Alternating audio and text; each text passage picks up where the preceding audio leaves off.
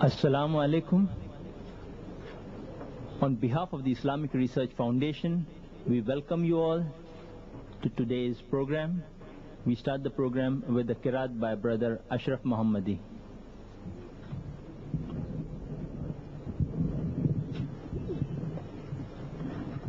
Assalamu alaikum wa rahmatullahi wa barakatuh. أعوذ بالله من الشيطان الرجيم. بسم الله الرحمن الرحيم.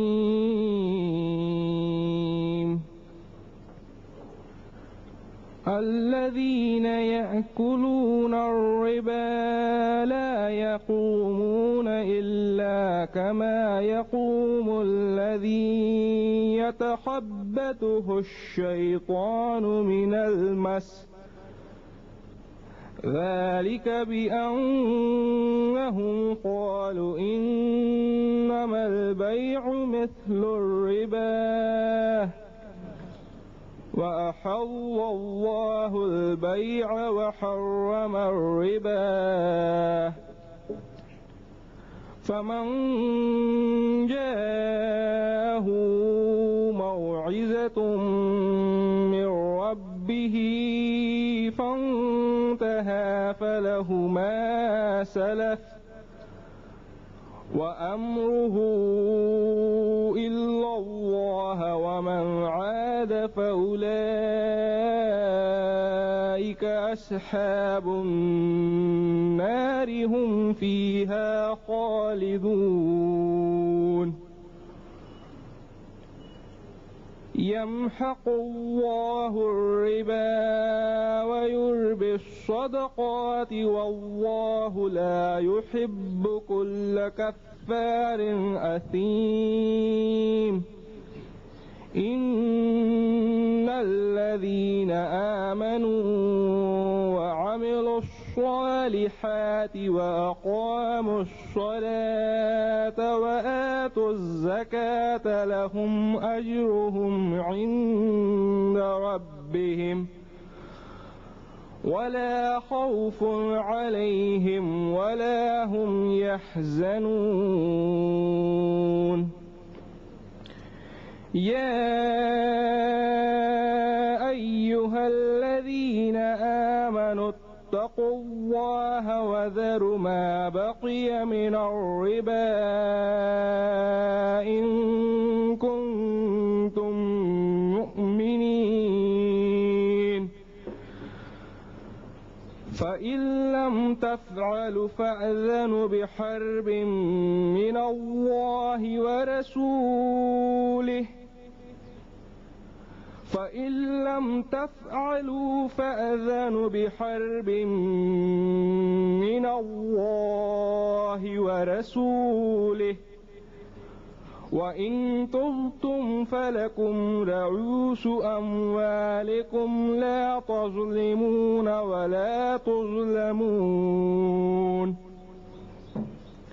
وإن كان ذو عسرة فنظرة إلى ميسرة وأن تصدقوا خير لكم إن كنتم تعلمون. صدق الله العظيم. I seek refuge with Allah from Satan the accursed. In the name of Allah, most gracious, most merciful.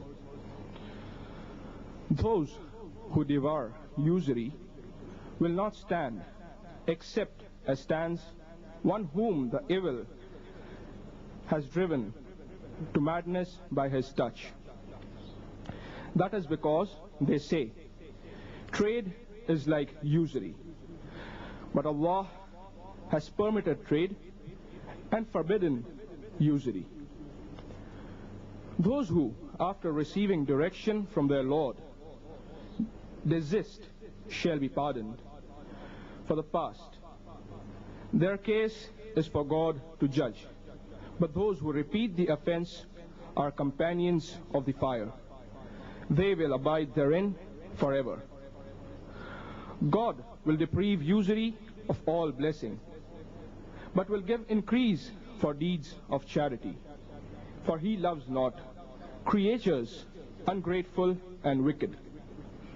Those who believe and do deeds of righteousness and establish regular prayers and regular charity will have their reward with their Lord. On them shall be no fear, and nor shall they grieve. O you who believe, fear God and give up what remains of your demand for usury, if ye are indeed believers. If ye do it not, take notice of war from Allah and His Messenger. But if ye turn back, you shall have your capital sums. Deal not unjustly, and ye shall not be dealt with unjustly. If the debtor is in a difficulty, grant him time till it is easy for him to repay. But if you remit by way of charity, that is the best for you, if you only knew. Verily, Allah speaks the truth.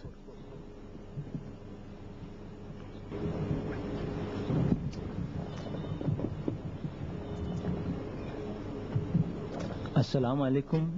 Those who have come in a bit later, I welcome you all to today's program once again.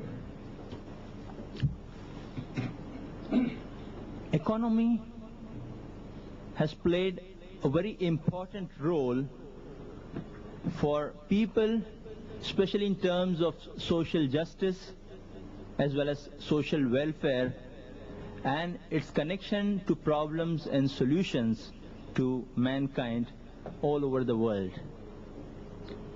In this context, we at the Islamic Research Foundation, dealing on various topics where there has been a great rethinking going on internationally, like women's rights, human rights, and various kinds of social justices and systems. Economy is under close scrutiny as far as total solutions are concerned, because many of the international organizations like the World Bank and those of leading economists of the world have been after pursuit of total solutions, because at present what systems are going on in the world, they have been fraught with certain problems and inadequacies which, because of administrative excellence, have been covered up to quite an extent. In this view, some people have been studying and have come forward to analyze Islamic economics. One of the main key points of Islamic economics is interest-free and its relevance to society and success of society today. To speak before you all, we have today, once again, Dr. Zakir Naik on the topic, interest-free economy promulgated by the Quran. He'll basically be talking on the principles, and we will have a question-answer session after that, where we review the implementation. There are two factors which come into play when we study any system. One is the basic principle or the program, and the second is how you're going to implement it. I would request Dr. Zakir to start his talk, which will be followed by the question and answer session on the topic. Dr. Zakir Naik. أعوذ بالله من الشيطان الرجيم بسم الله الرحمن الرحيم يا أيها الذين آمنوا اتقوا الله وذروا ما بقي من الربا إن كنتم مؤمنين فإن لم تفعلوا فذنوا بحرب من الله ورسوله وإن تبتم فلكم رؤوس أموالكم لا تظلمون ولا تظلمون بسم الله الرحمن الرحيم رب اشرح لي صدري ويسر لي أمري واحلل عقدة من لساني يفقهوا قولي. I welcome all of you with the Islamic greetings. Assalamu alaikum wa rahmatullahi wa barakatuhu. May peace, mercy and blessings of Almighty Allah be on all of you. The topic of today's talk, as mentioned by the chairman, is interest-free economy promulgated by the Quran. The word riba is mentioned in the Quran no less than 8 times. It's mentioned in Surah Rum, chapter number 30, verse number 39. It's mentioned in Surah Nisa, chapter number 4, verse number 161. It's mentioned in Surah Al-Imran, chapter number 3, verse number 130. It's mentioned thrice in the verse of Surah Baqarah, chapter number 2, verse number 275. And in Surah Baqarah, chapter number 2, verse number 276. And in Surah Baqarah, chapter number 2, verse number 278. The word riba is mentioned in the Quran no less than 8 different times. The first time the word riba was revealed in the Quran was in Surah Rum, chapter number 30, verse number 39. It says that those who devour usury will have no increase with Allah, but those who give out in deeds of charity, seeking the pleasure of Allah subhanahu wa ta'ala, will have increase, and they will have a recompense multiplied. The word riba, the Arabic word riba, means an addition to or an increase over and above the original amount or the original size. In the Quran, it refers to as unlawful addition, and it means usury as well as interest. The first time the Quran mentions in the chronological order regarding riba, it does not say that it is prohibited. It only says, as I mentioned, in Surah Rum, chapter number 30, verse number 39, that those who give out in usury will have no increase with Allah subhanahu wa ta'ala, but those who give out in deeds of charity will have increase, and they shall have a recompense multiplied. Regarding riba, it is somewhat similar to what the Quran says about intoxicants. The prohibition of intoxicants was revealed in stages. The first time the Quran speaks about intoxicants is in Surah Baqarah, chapter number 2, verse number 219, and it says that when they ask thee concerning intoxicants and gambling, tell them, in it is some profit but great sin. The sin is greater than the profit. The first time the Quran reveals regarding intoxicants, it only said that in it is great sin and some profit. The sin is greater than profit. It did not prohibit us from consuming intoxicants. Later on, the second verse of the Quran to be revealed regarding intoxicants was of Surah Nisa, chapter number 4, verse number 43, which says that approach not your prayers with a mind befogged. Approach not your prayers when you're intoxicated. Finally, later on it was revealed regarding the prohibition of intoxicants in Surah Maida, chapter number 5, verse number 90, which says, Ya ayyuhal ladhina amanu, O you who believe, innamal khamru wal maisiru, most certainly intoxicants and gambling, wal anzab wal aslamu, dedication of stones, divination of arrows, rujtum min amali shaitan, these are Satan's handiwork. These are abominations of Satan's handiwork. Fashtanibul lalakum tuflihun. Abstain from such handiwork that you may prosper. After this verse was revealed, barrels of intoxicants were thrown on the streets of Medina, never to be filled again. So the prohibition of intoxicants came in stages. In the same fashion, the first time the word riba was mentioned, it only said that you will have no increase with Allah subhanahu wa ta'ala. The next was to be revealed regarding riba was from Surah Nisa, chapter number 4, verse number 161, which says that for the iniquities of the Jews, we made for them unlawful certain foods which were good and wholesome and which were lawful to them, because they hindered many from Allah's way, and they took usury which had been forbidden to them, which had been prohibited to them. So certain food which is mentioned in the Quran, that is meat of camel, of sheep, of goat, fat of the ox, of the hare, these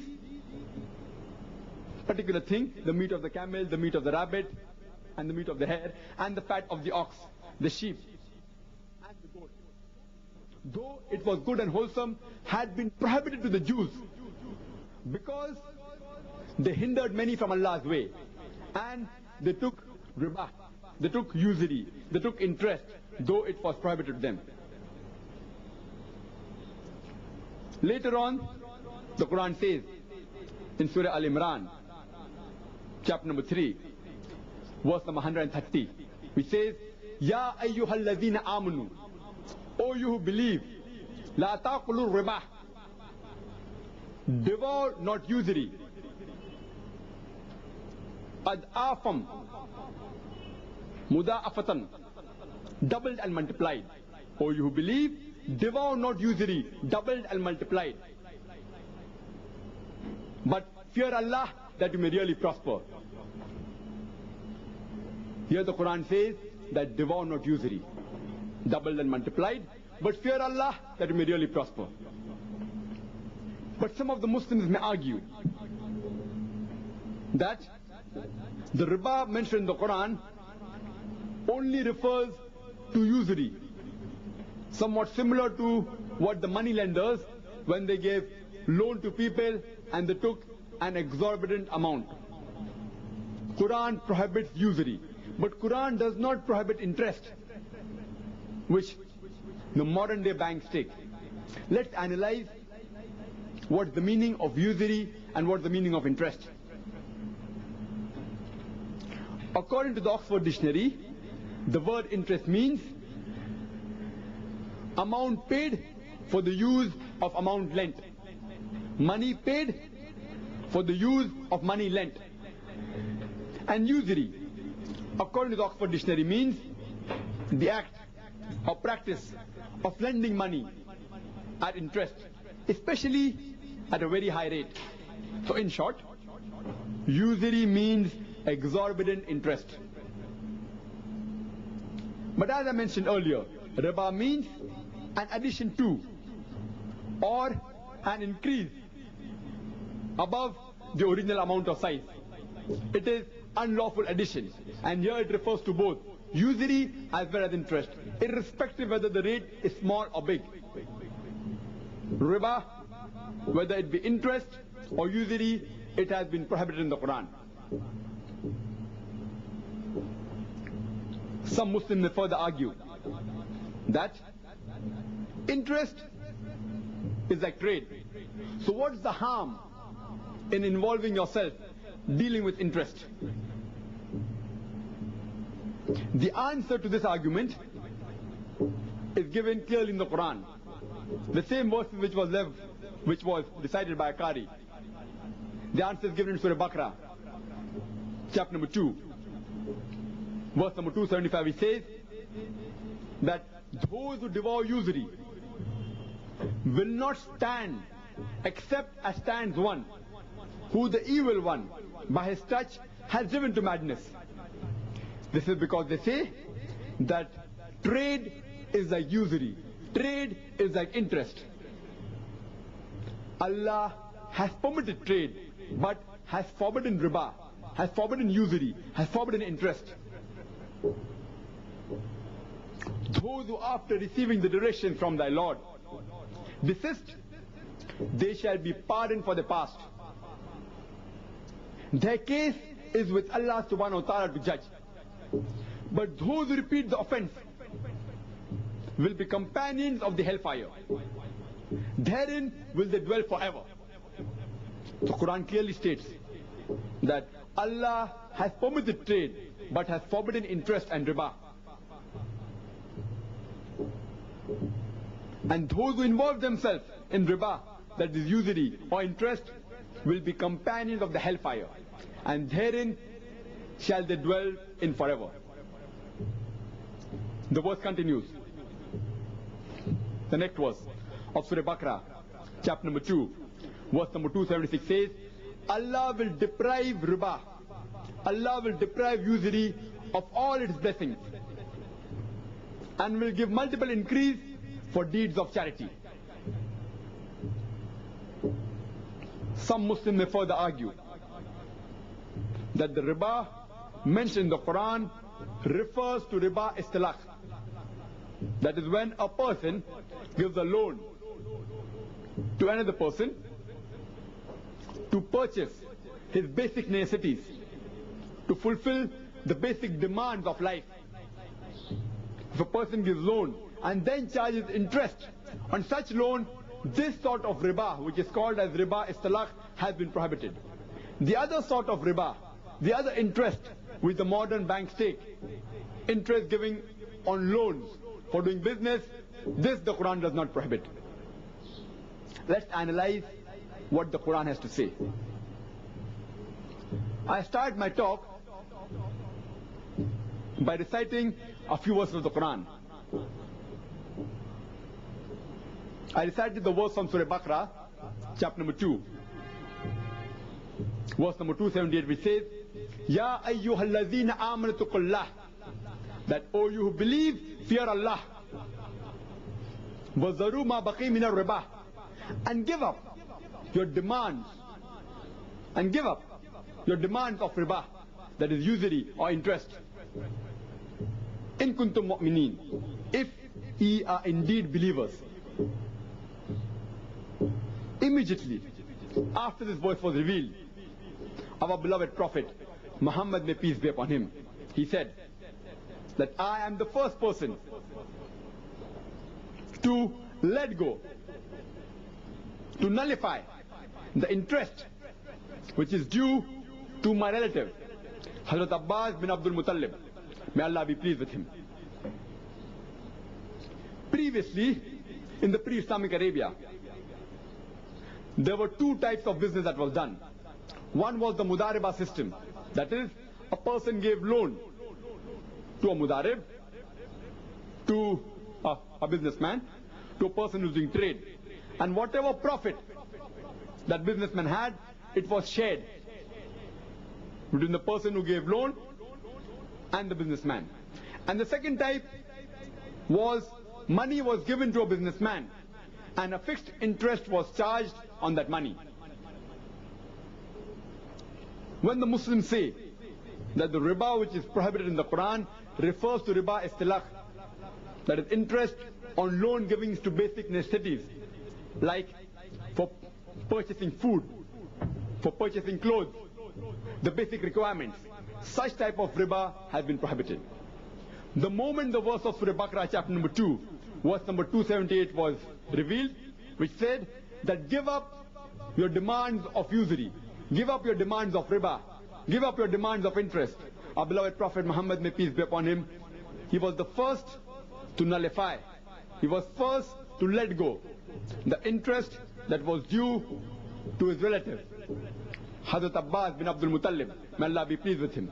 No logical person, no logical Muslim can say that the beloved relative of a prophet, Hazrat Abbas bin Abdul Muttalib, may Allah be pleased with him, he gave loan to poor people for basic needs and in return charged interest, just like what the Jews did.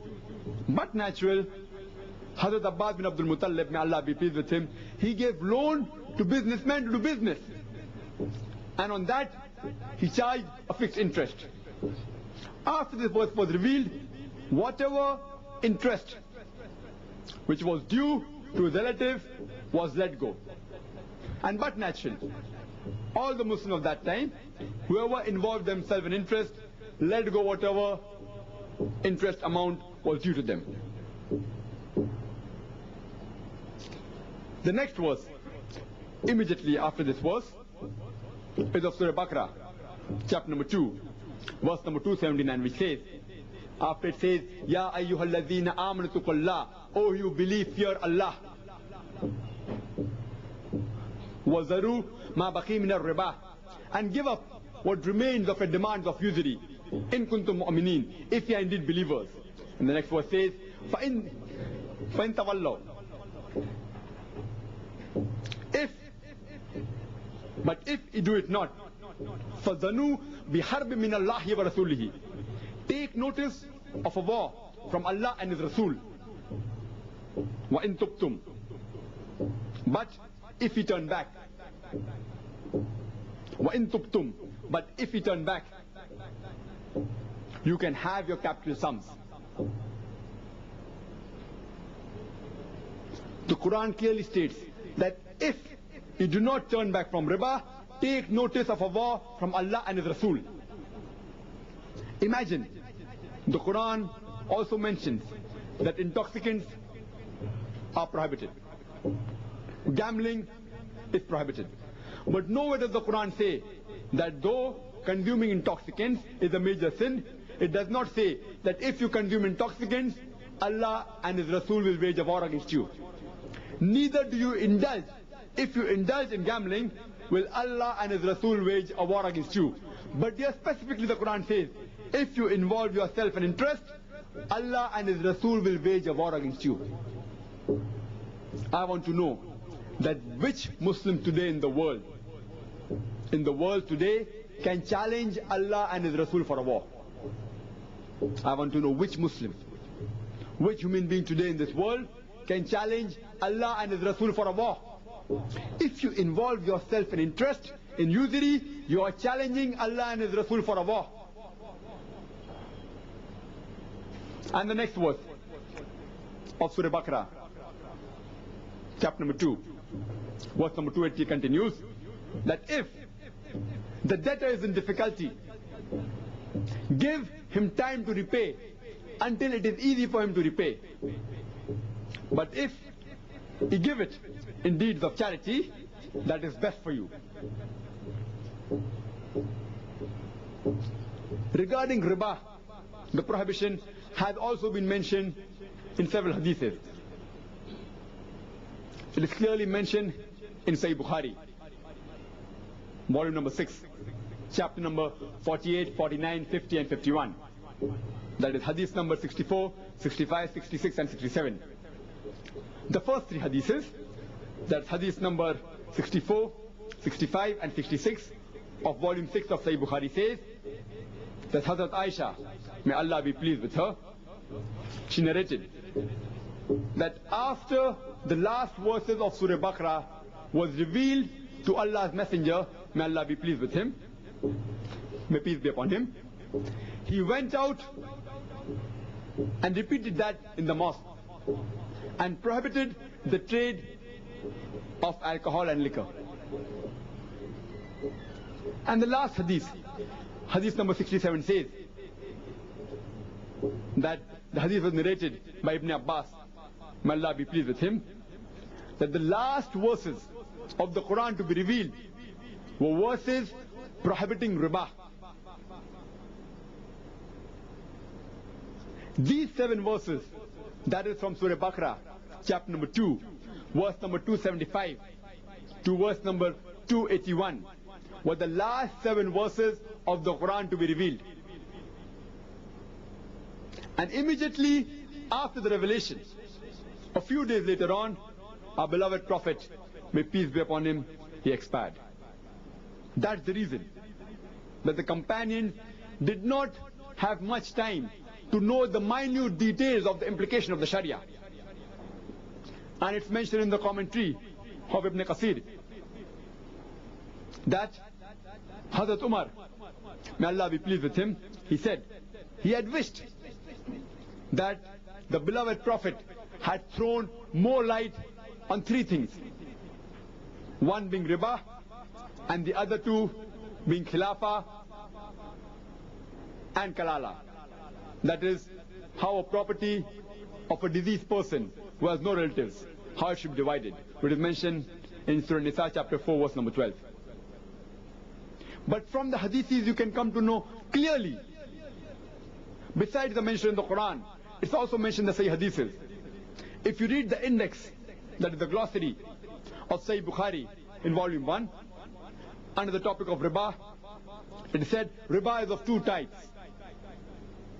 Riba nasiya, that is loan given to a person for business and interest charged on that loan. And riba fadal, that is exchanging a superior quality of good in turn for a bigger quantity of inferior quality of good, irrespective it may be gold, silver, foodstuff, etc. And it says all types of riba are prohibited. The prohibition of riba is also clearly mentioned in Sahih Muslim in volume 3, in chapter number 623, hadith number 3845 to 3849. 5 hadiths which clearly mention in Sahih Muslim that riba is prohibited.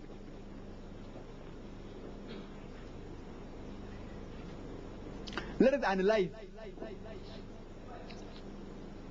what are the objectives of the Islamic economic order. Why does Quran promulgate an interest-free economy? There are basically 4 objectives for an interest-free economy promulgated by the Quran. The first is the economic well-being within the framework of the moral norms of Islam. The second is universal brotherhood and justice. The third is equitable distribution of wealth. And the fourth is individual freedom within the context of social welfare. Let's analyze the first objective, that is economic well-being within the framework of the moral norms of Islam. The Quran mentions in Surah Baqarah, chapter number 2, verse number 68, that eat and drink of the sustenance provided by Allah subhanahu wa ta'ala and create no mischief or evil on the face of the earth. A similar thing is repeated in Surah Baqarah, chapter number 2, verse number 160, which says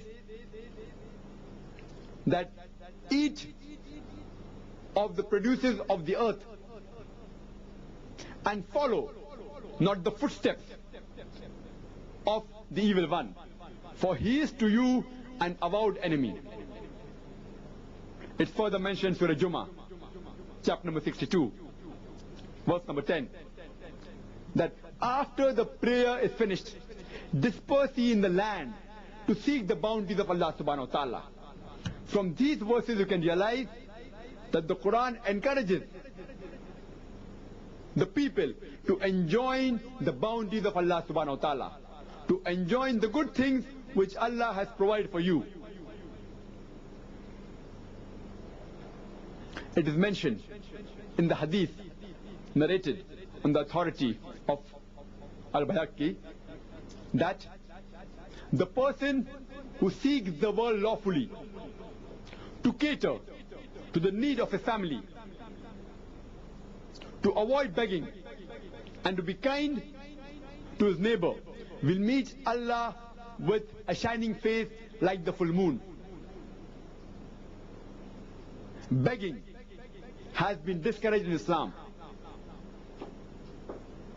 It's also mentioned in Sahih Bukhari, chapter number 2, volume number 2, page number 133, that the hand that is above is better than the hand that is below. It's also mentioned in the hadith of Ibn Majah, volume 2, page number 723. It says that the best income a person can earn is through his labor. So Islam encourages a person to enjoy the bounties of Allah subhanahu wa ta'ala and to work for his living and to refrain from begging. The second objective is universal brotherhood and justice. The best verse that I can quote to you from the Quran regarding universal brotherhood is from Surah Al-Hujurat, chapter number 49, verse number 13, which says that, O humankind, we have created you from a single pair of a male and female and have divided you into nations and tribes so that you shall recognize each other, not that you shall despise each other. And the most honored in the sight of Allah subhanahu wa ta'ala is the person who is the most righteous, is the person who is the most pious.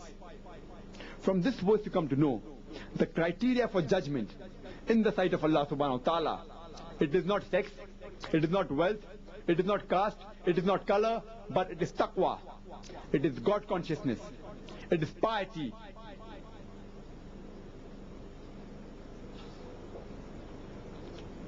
Further, we also come to know that during the speech of the farewell pilgrimage of Hajjatul Wida, our beloved Prophet Muhammad, may peace be upon him, he said that no Arab is superior to a non-Arab.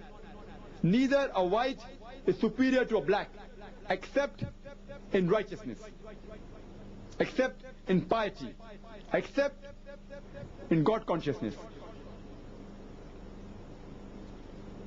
The best verse that I can quote from the Quran regarding justice is from Surah Nisa, chapter number 4, verse number 135, which says that, Ya ayyuhal ladhina amanu, O you who believe, stand out firmly for justice as witness to Allah subhanahu wa ta'ala, even if it be against yourself, against your parents, against your relatives, or the rich or poor, for Allah protects all. Means if you have to stand for truth, if you have to stand for haqq, if you have to give a witness to Allah subhanahu wa ta'ala, you can even go against yourself. You have to sacrifice your own interest. You can even go against your parents, against the relatives, or irrespective whether the person who you are going against is rich or poor. You have to stand firmly for justice as witness to Allah subhanahu wa ta'ala. The third objective is equitable distribution of the income, of the wealth. Islam is against the philosophy that the wealth should be concentrated in the hands of few individuals, and the difference between the rich and the poor should be reduced. Otherwise, they will be enemies unto each other. For this, Islam has devised a system called as zakat. That every Muslim who has a saving, who has a wealth of more than the nisab level, more than the minimum wealth required, he has to pay 2.5%, 1/40th of that wealth every lunar year to the poor people. And the categories to whom zakat can be given has been clearly listed in the Quran in Surah Tawbah, chapter number 9, verse number 60, which says that zakat can be given to a fuqara, to a person who is poor. It can be given to a masakin, a person who is needy. It can be given to amilun, a person who is engaged in collecting and distributing the zakat. It can be given to mu'allafatu qulub, those whose hearts are inclined towards Islam, that is the converts or the reverts. It can be given to the riqab, that is the captives. It can be given to the Garimun, that is, the one who has taken loan, can be given to the debtor. The seventh category is Ibn Sabil, that is the wayfarer, the traveler. Even though he is rich, if he gets stranded in a foreign land, and if he does not have money to go back or for his sustenance, you can give him out of the zakat money. And the last category is fi sabilillah, in the way of Allah. And this last category is further subdivided.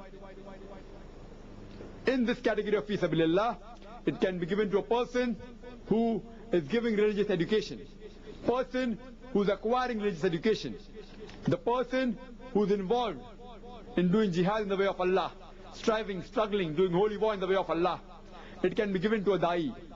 It can be also given to a person who is obtaining the secular education. The several categories. This system of zakat has been specified.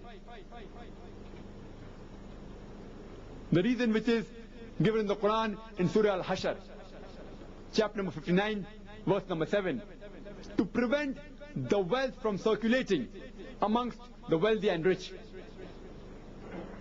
The zakat has been devised to prevent the wealth from circulating amongst the rich and the wealthy. If every individual in this world practices the system of zakat, there will not be a single human being who will die of hunger in this world. Unfortunately, even the Muslims don't give the correct zakat that is due to them. They may give part of it, only a small percentage.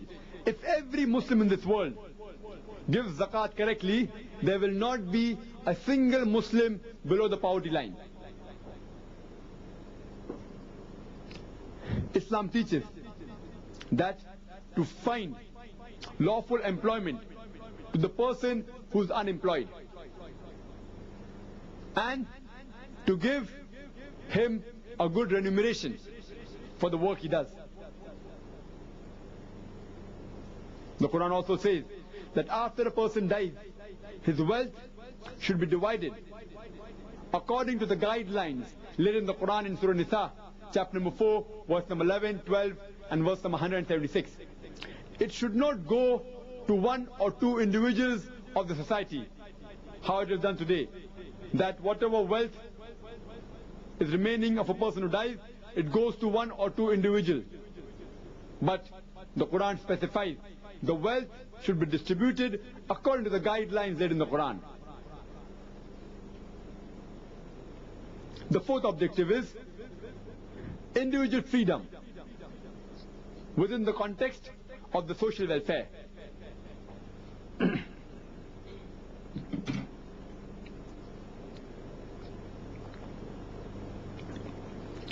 According to Islam,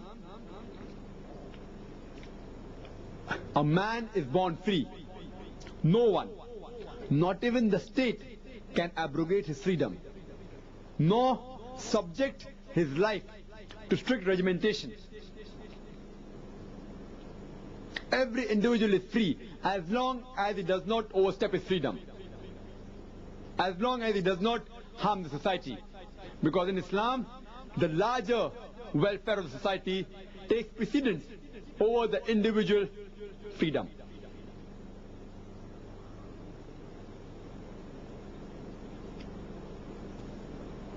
Working and labor, working and labor as well as the benefit in business are both important principles of the Sharia, but the former takes precedence over the latter.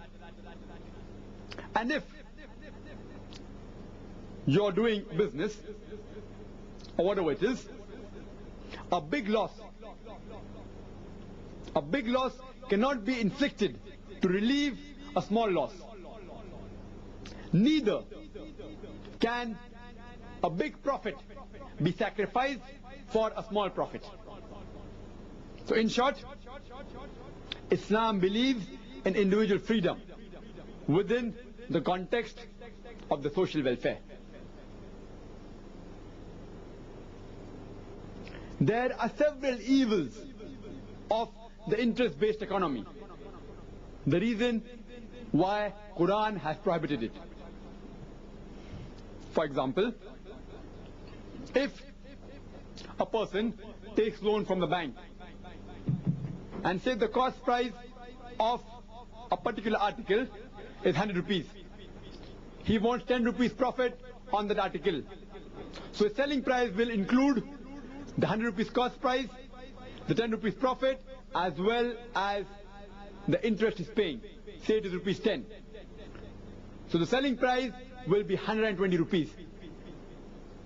The selling price will go up because of interest.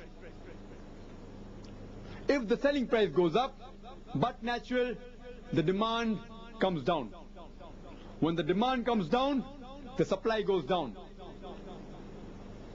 When supply goes down, but natural, the production comes down. When the production comes down, there is retrenchment and there is labor problem. There's problem of employment. There are a lot of social injustice.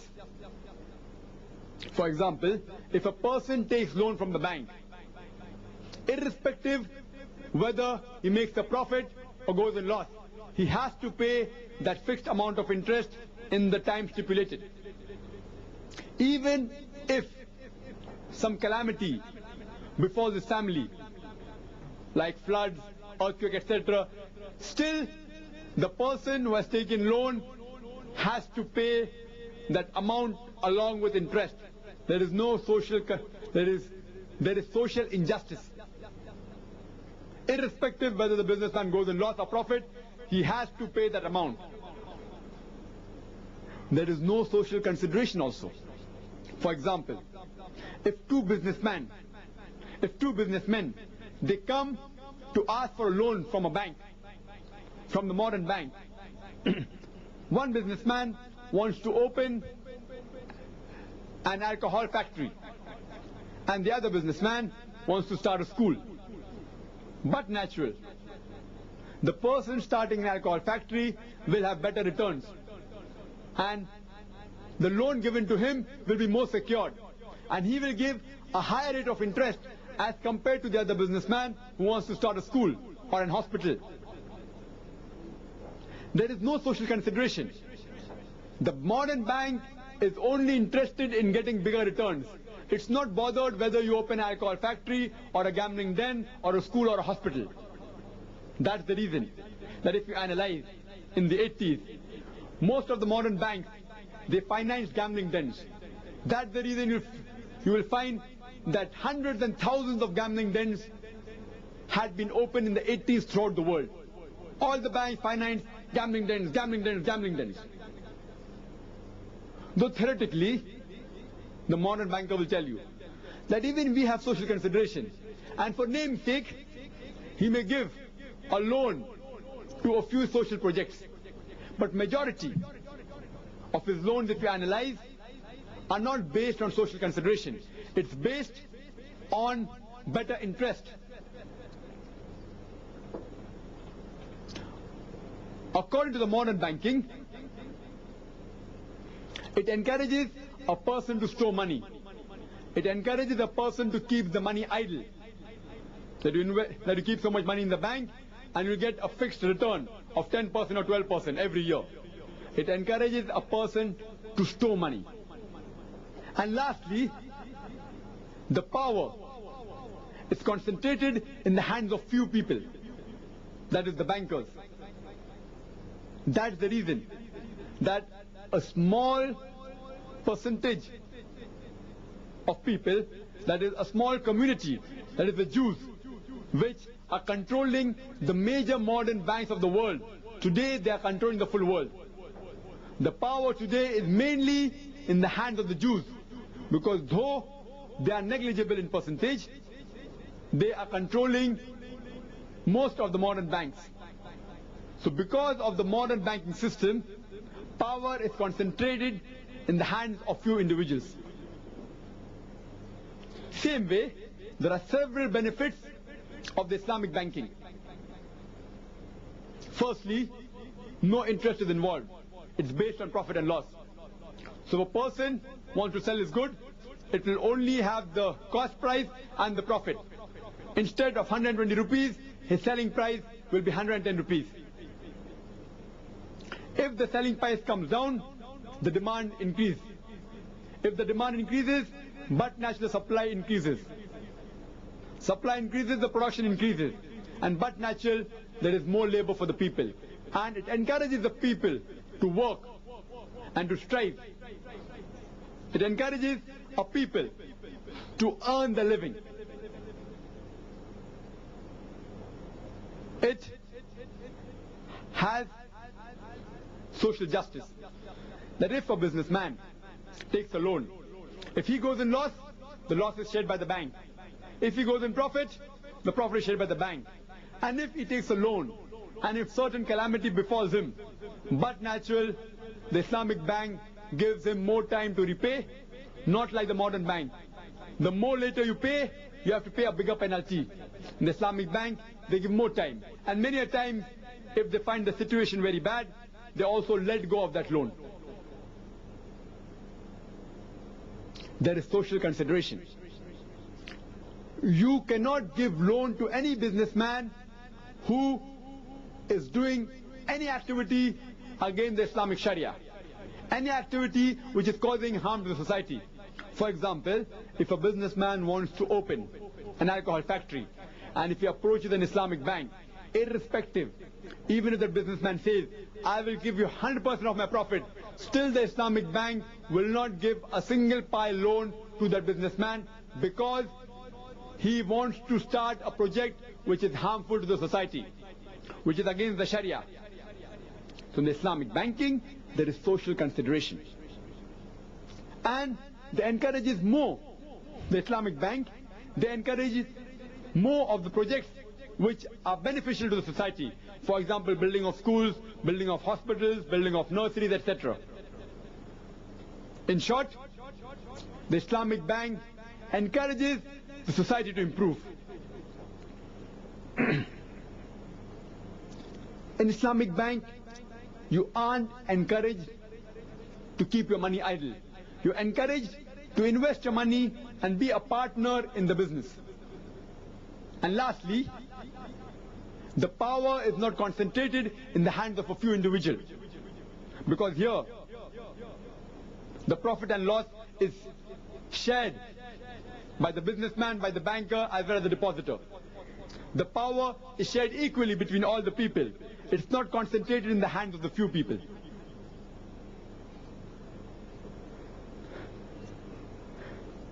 The great philosopher Aristotle, he has given a beautiful definition of interest. And Aristotle defines interest as an earning based on the use of money and not on labor. And all such earnings are against nature. According to Aristotle, interest is an earning based on the use of money, not on labor. And all such earnings, that is, all such interest, are against nature. Let's analyze the modern theory and the Islamic theory. There are mainly four factors that are involved in production. The first is land, second is labor, third is capital, and fourth is organization. According to the modern theory, on land you pay rent. In the Islamic theory you do the same. On land you pay rent. In the second factor of production, that is labor, in the modern theory you pay wages. In the Islamic theory also you pay wages. It's the same. In the third factor of production, that is capital, in the modern theory you pay interest. In the Islamic theory there is profit and loss sharing. And in the fourth factor of production, that is organization, in the modern theory there is profit and loss sharing. In the Islamic theory there is profit and loss sharing. So the major difference in the four factors of production is the third factor, that is capital. The modern theory says that on the capital you have to charge a fixed interest. The Islamic theory says that on the capital there is profit and loss sharing, because Islam does not differentiate between the capital and the organization, because the money that is lent by the bank, the money actually does not belong to the bank. It belongs to the depositors. So depositors are part of organization. Therefore, the money that is given, borrowed from the bank, the money which is deposited in the bank, this money, this capital should be included in the organization. That is the reason capital and organization in the Islamic theory, they are clubbed together. And it is based on profit and loss sharing. In the modern theory, capital, on the capital you have interest. This is the major difference. The 5 basic principles of the Islamic banking are, the first is Tawheed, that is believe in one God, that is unity of God. The second is divine origin of nourishment and direction towards perfection. The third, it is Khilafah. We have to realize that man is the vicegerent of Allah subhanahu wa ta'ala on the face of the earth. The fourth is Tazkiyah, that is purification and growth. And last is accountability, that we have to believe in the hereafter, and we will be accountable on the day of judgment. Islamic banking is mainly based on these 5 principles. When you have to do business, normally there are 2 types of unit. One is the surplus unit, which has got excess of money but does not know how to utilize it. The other is the deficit unit, that is those people who have got no money but have got very good ideas. The best example in Islamic history I can give you of a surplus and a deficit unit is the Hazrat Khatija, may Allah be pleased with her, was the wife of beloved Prophet Muhammad, may peace be upon him. She is a very good example of a surplus unit. She had excess of wealth, but since she was a lady, but natural, she could not go abroad and involve too much in the business transaction. She did not have avenues to invest her money. And the example of the deficit unit is the beloved Prophet Muhammad, may peace be upon him. That is deficit in the terms of money. He did not have much wealth, but he had a lot of ideas. So both these units combined, the surplus and the deficit unit. Bibi Khatija, may Allah be pleased with her, she gave her money to Prophet Muhammad, may peace be upon him, to do business. And whatever profit they obtained, it was shared on the ratio that was predetermined. The best example you have in Islamic history of a deficit and a surplus unit. Let's analyze the system of modern banking and Islamic banking. Let's first analyze the options open for an individual to deposit the money in an Islamic bank. The first type of account you have for deposit account is the current account. It is called as Wadiya in fiqh, that you deposit your money in the Islamic bank, in the current account. That money which the Islamic bank takes, it utilizes that money with your permission. You give permission to the bank to utilize that money. But if the bank goes in loss, the loss is not shared by the depositor. If the bank goes in profit, neither is the profit shared by the depositor. The depositor only keeps the money for safety. It's called as amana. He keeps his wealth for safety. He is not interested in profit, neither in loss. He keeps his money for safety. And Islamic Sharia gives the permission that you are allowed to keep your money as amanat with anyone and you can utilize it. At the same time, the Islamic bank gives you a check and a slip book. But naturally, with the checkbook, you can withdraw money whenever you want, and with the slip book, you can put in money whenever you want, similar to the modern bank. Coming to the second type of deposit account. It is a savings account. In the savings account, here also, the depositor is mainly interested in the safety of his money. He is not interested in profit and loss. And whatever profit the bank obtains from that money, the depositor does not mind accepting a part of it. The Sharia says, whatever profit you obtain from a business, you have a right to give a part of it as gift, a part of it as gift to anyone. It's called a sadaqah. You can give a sadaqah. So here you deposit your money in the Islamic bank, and whatever profit the bank makes, the bank gives you a portion of the profit. But you cannot demand a fixed amount of profit. It's not allowed in Islam. Whatever the bank gives, you have to accept it. And the remaining profit, it's considered as you have given it back to the bank. You have a right to give back your profit to whoever you wish, according to Islamic Sharia. So these two accounts, the current account and the savings account, the depositors are mainly interested in the safety of the money. They aren't interested in profit. The other type of account that you have are the investment accounts. Or in the modern banks, they are similar to the fixed deposit account. And this are further divided into several types. In the Islamic system, the Islamic banking system, you have the mudaribah, which means profit and loss sharing. That the person,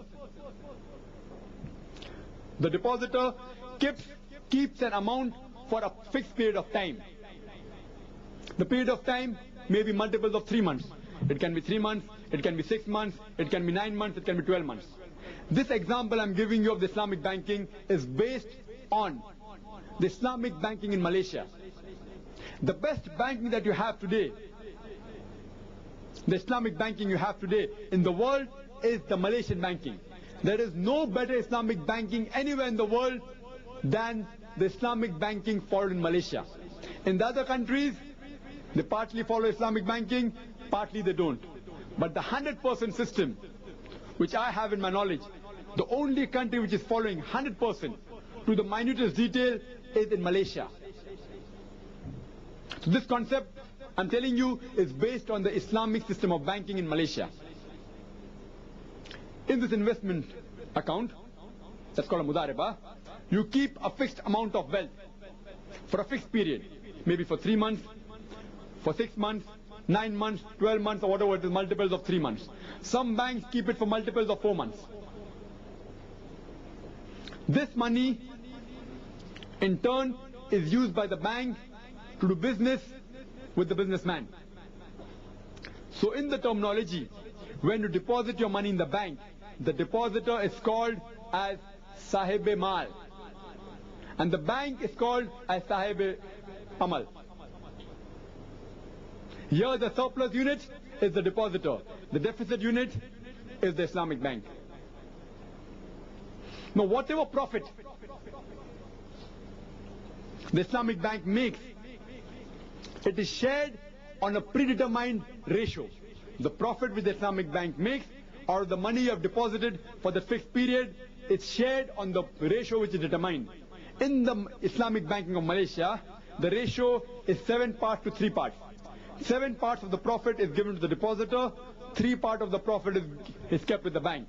Means 70% of the profit goes to the depositor and 30% the Islamic bank keeps for itself. For example, if you deposit 1,000 rupees in the Islamic Bank of Malaysia for 1 year, and the bank makes a profit of 100 rupees. So bank will give you 70 rupees of the profit and will keep 30 rupees of the profit. But naturally the capital also you get back. But the profit you will get 70%, 70 rupees. And the bank will give 30 rupees. If the bank makes a profit of 500 rupees, the bank keeps 30% of 500 rupees, that is 150 rupees. and gives you 70% of the profit. That is, gives you 350 rupees. So, bigger the profit, bigger is the share of the depositor as well as the bank. Lesser is the profit, lesser is the share of the depositor as well as the bank. It is profit sharing. If the profit is 0 rupees, the bank gets 0, the depositor gets 0. But suppose in case the bank goes in loss, according to the Mudareba system, the loss is borne only by the depositor. The loss in the business is theoretically only borne by the depositor. Means, for example, if you invest 1,000 rupees and keep it for 1 year, there is a loss of 100 rupees. So you, in turn, the loss is transferred to you. And from your capital, out of the 1,000 rupees, you only get 900 rupees back. 100 rupees is deducted as loss. So in theoretical terms, the loss is only borne by the depositor. But practically, even the Islamic bank is going in loss. Because, but natural, they are paying the money for the administration, for the rent, for the salary, which is not taken into account. So, but natural, even the bank is not going scot-free. Even the bank is sharing a loss, though it is a lesser percentage as compared to the depositor. This is the system in the Islamic banking. Now let's come to the project financing. Suppose a businessman, he wants a loan. He wants money from the Islamic bank. The first system is the Mudareba system. That is, a businessman comes to the bank and says that I have a project of 6 months. And this project requires 50,000 rupees. At the end of 6 months, I will get a return of 1 lakh rupees. That is 50,000 rupees profit. Is the Islamic bank willing to give me 50,000 rupees for 6 months? But naturally, the Islamic bank analyzes the business, what sort of business is doing, is the business viable, what is the profit return, etc., etc. Then the Islamic bank and the entrepreneur and the businessman, they sit across the table and they finalize the ratio of profit that they should share. Say, for example, the Islamic bank says, I will take 3 parts of the profit, the businessman gets 2 parts of the profit. Means 60% of the profit, whatever the businessman is making, will go to the Islamic bank, 40% will go to the entrepreneur, to the businessman. The deal is fixed, it can be negotiated. In the modern bank, the interest is negotiated. In the Islamic bank, the profit ratio is negotiated. So the businessman says, I require 50,000 for doing business for 6 months. In that 50,000, also, if he's working for his business, his salary is included. If he's not working, if he employs other people only, his salary is not included. But if he also works, say for example, an average person working may require 2,000 per month. So he gets paid 2,000 per month from that 50,000 rupees. For 6 months it will come 6 multiplied by 2,000. He gets 12,000 rupees at the end of 6 months. This is taken into account, and the remaining money, the remaining 38,000 of the 50,000 is utilized on buying of goods and the administration. So from the 50,000, even 12,000 salary of that entrepreneur for 6 months is taken into account. Now after 6 months, he makes a profit of 50,000. He gets the total return of 1 lakh rupees. But natural, the capital sum of 50,000 is given back to the bank. And the remaining 50,000 profit is shared on the profit ratio predetermined. Bank, Islamic bank, takes 60%. That is 30,000 rupees. And the businessman keeps 40%, that's 20,000 rupees. So at the end of 6 months, the businessman gets 20,000 rupees profit as well as 12,000 rupees salary for his labor. If instead of making 50,000 profit, the businessman makes 40,000 profit, so the bank takes 60% of 40,000. That is 24,000 rupees. And the businessman, he takes 40% of the 40,000. He keeps 16,000. If the businessman makes 60,000 profit, The bank keeps 60% of 60,000. That is 36,000 rupees as profit. And the businessman keeps 40%. That is 24,000 rupees of the profit. So bigger the profit, bigger is the share for the Islamic bank as well as the businessman. Lesser is the profit, lesser is the share for the businessman and the bank.